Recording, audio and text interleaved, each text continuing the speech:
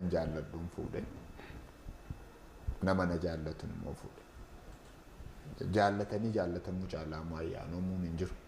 Wanta takkaa ta'e hin jiru. Kan hundumaa gaafantiin jedhu gaafa waa'ee maatiif waa'ee daa'imaa kaasanii lakkoofsi isaa erga lakkaa'utti kaatee maatii keedhaatiif barta. Addunyaa kanarraati namni jalqabaa namni ajaa'ibsiifadhu namni ani jaalladhu namni dinqisiifadhu haadha kee. Edaa gaafa achirra darbu immoo hati manaa haadha caalti. Garootu biraan gahin lamaan gara. Kana kanantiin jedhuutii fi nama hundaaf walqixa ta'uu dhiisuu danda'a. Ani nama karaa deemu nama har'aasitti argitee borachitti argitu. Biyya kana keessatti yooma yeroo kee faffacaaste malee yeroo ati biyyi koessa taatu hin jiru. Asiifa lafti nuti jirru kun lafa itti koowumuuf yoo jette yoo wanti si koowummeessu hin jirre. Bar karaa deeme yoo jedhan daaniin dafinoo facaasaa roobii kamsa deeme jimaataaf sanbata duraan qe'ee ofiitiif ga'a.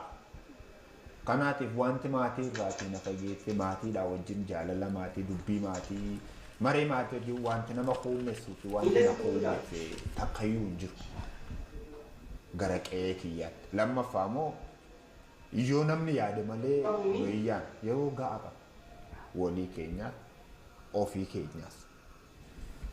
Warqee manaallee akka gurgurte dhagayeera. Warqee haadha warraa kee. Mee waa'ee sanaa natti himi. Sibiilli taa'ee namni beela'uun sirrii miti naaf. Sibiilli taa'ee namni beela'uun na biratti sirrii miti. Wanti namatti guddaa anatti homaatti hin lakkaa'amu. Wanti namatti salphamu yeroo tokko tokko ulfaatee natti argama.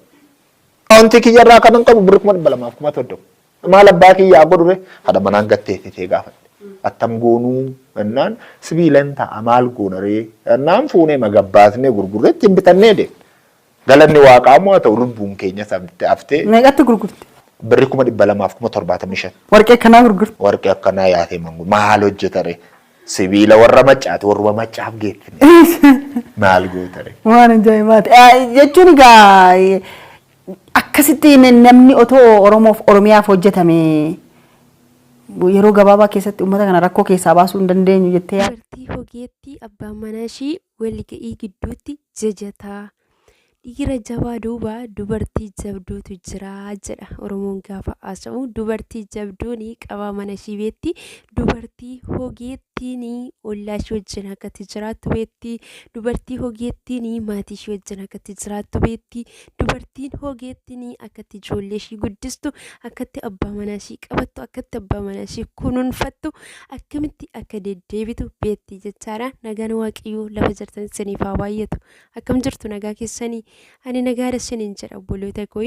Namoonni haaraa gara chaanaalii kanaa dhuftanii nooraa baga nagaan dhuftanii sabskiraayib gochuudhaan gara maatii keenyatti dabalamaa isiniin jedha obboloota koo. Namoonni maatii taatanii na jajjabeessaa yaada naaf laachaa amalee naaf ta'aa kan turtanii guddaa galatoomaa isiniin jedha. Turtiin keessan hamma dhumatti na wajjin haa ta'u isiniin jedha. Na jajjabeessuun keessan baay'ee na barbaachisa. Kanaafiyyuu na jajjabeessaa ammallee yaada nan isiniif qoodu jechaadha. Sheer gochuudhaan laayik gochuudhaan yaada kennuudhaan jechaadha. Qeeqas haa ta'u hanqina jiru jechaadha. Wanta irratti hojjechuu kanarratti otoo hojjettee gaariidha wanta jettanis immoo yaada keessan yaada naaf kaasin jedha saanduqa yaadaa keessa. Kanaafiyyuu turtiin keessan na wajjin haa ta'u. Har'a waa'ee nama kanarratti dubbanna isiniin jedha obboloota koo. Maaliif namoonni wantoota gaggaarii hojjetanii seenaa hojjetanii gaafa ilaallu irraa barachuu dandeenya. Akkasumas illee namoota waan gaarii hin hojjenne namoota dhibaa'ota ta'an tokkos gaafa ilaallee irraa barannee akka nama sanaa ta'uu akka nurra hin jiraanne irraa baranne jechaadha. Akkasuma immoo namoota waan gaggaarii fi waan jajjabaa tokko hojjetanis gaafa arginu nutillee jechaadha waan gaarii fi waan qajeelaa tokko itti fufnee akka hojjennu irraa baranne jechaadha. Har'a maal hubadhe jettanii namoota kanarraa dubartiin kun jechaadha warqii qabdi. Warqii ishii san caala jechaadha lubbuu ishii mararsiifatte. Lubbuu namoota mararsiifatte jechaadha. Otoo jechaadha namoonni hundumtiyyuu yaada fi ilaalcha qajeelaa wanta akkasitti gaarummaa qabu kana otoo yaadee biyyi keenya iyyuu waan rakkattu natti fakkaatu dhugaa rabbiidha. Dubartoonni keenya manni wanti isaan godhanii ishii qaban baasanii gurguruudhaaf otoo hin taane wanta miidhagina isaaniitiif ta'u abbaan manaa isaanii jechaadha. Wacii yookiis immoo liqaatti illee galeetoo akka isaaniif bitu akka wanta isaan barbaachisan yeroo sanatti guutu dirqamsiisu jechaadha. Dubartiin kun garuu maal godhee inni wanta itti saba isaa gargaaru gaafa dhabu galeeti ishiidhaan mari'ate jechaadha. Gaafa sana maal jetteen ishiin warqii san akka shiboo wanta dhimma hin baasnetti lubbuu namaa irra caalchifatteeti sibiilli yoo mana taa'e maal faayidaa qaba jetteeni waliin mari'atanii baasanii hin gurguran jechaadha. Gurguranii namoota rakkatanii itti wanta isaan barbaachisu bitanii geessan jechaadha. Obboloota koo shamarran mee maal barattu asirraa maal ani waan guddaan irraa baradhee ani waan guddaan irraa hubadhee dhuguma jechaadha. Jireenya keenya keessatti jechaadha ga'een nuti mana keenya keessatti qabnu ga'een nuti abbaa manaa keenya illee warri qabduu irraa barattanii bakka mana keessa sana keessatti mana keessan qabaasaa akka fooyyeffattan kan kaleessaa caala abdiin qaba jechaadha. Nuti immoo warri hin qabne gara fuulduraatti waan guddaan irraa baradhe jechaadha. Dhugaa rabbii jechaadha. Kanaaf iyyuu dubartii ogeettii dubartii akkasii dubartii ilaalechaan namaaf ho'itu dubartii waan qajeelaa namaaf dhoobattu ta'uu qabna gara fuulduraatti illee jechaadha. Dubartii kana baay'uma tokkoon dinqisiifadha jechaadha. Nuti amma baay'een keenya waan kamiyyuu jechaadha mana keenya caala wanta mana keenya keessatti itti sisirreessinee mana keenya ittiin tolchinu caala bifa keenya qalama dibannu bakka kuulii wantoota adda addaa wanta gubbaarra mul'atee boru badu isa kanaan of goolaa oolla jechaadha. Garuu qajeelummaan keenya inni waaqayyo biratti illee gaarummaa qabu inni jireenya keenya illee irratti akka nuuf dabalamaa akka wanta yaadne hunduma isaayyuu akka milkaa'aa deemnu nu godhu yaada akkasii kana jechaadha. Namaaf oo'uu garaa yaadu qabaachuudha jechaadha. Obboloota koo dhugaa baay'ee tokko na dinqisiise. Namni kun maal jedhee biyya lafaa kanarratti addunyaa kanarratti namni harmee kootiin qixxeessu namni hamma haadha koo nama rarus hin jiru jedhe. Garuu haati manaan jedhe haati manaa koo amma itti siqanitti malee haati manaa koo haadharreeyyuu hin caalti jedhe. Namoonni tokko mana isaanii qabachuu wallaalurraanii haati manaa haadharra hin caalti. Gaafa itti siqan garuu halaalatti akkasii fakkaatu jedhe jechaadha namni kun.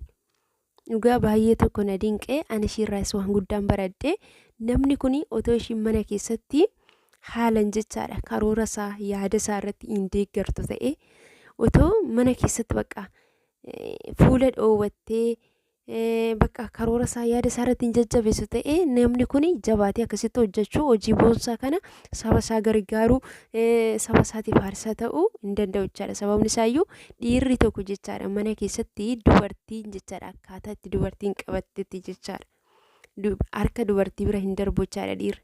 Humnaan otoo hin taane dubartiin jechaadha. Dhiira tokko sirreessuus hin dandeessi dhiira tokko karaarraas balleessuu hin dandeessi jechaadha.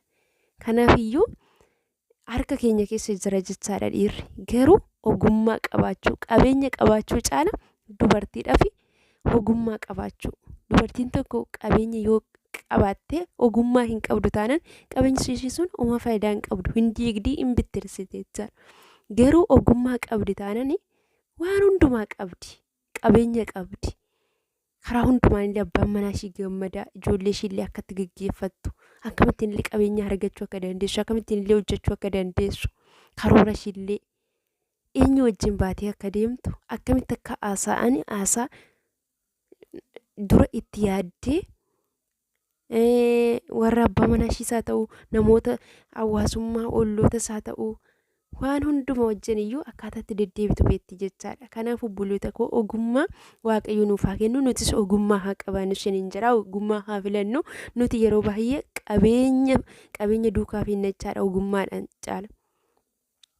Dubartiin ogeettii taate tokko ogummaa yoo qabaatte qabeenya hin qabdu yoo ta'e sammuu ishiitti hojjetanii jijjiiramuu akka danda'an arri boru akka hin taane wanti dhabame caala wanta qabdutti qabannaa tolchitee itti akka jiraattu isa kana hubamasiisti jechaadha. Warra kaaniifiyyuu jajjabina taati warra kaaniifiyyuu amilee taati warra kaaniifiyyuu barumsa taati jechaadha. Kanaaf dubartii kanarraa waan guddaa akka barattan ani dhugaa dubartii kana baay'ee dhufu tokkoon ajaa'ibsiifadhe jechaadha.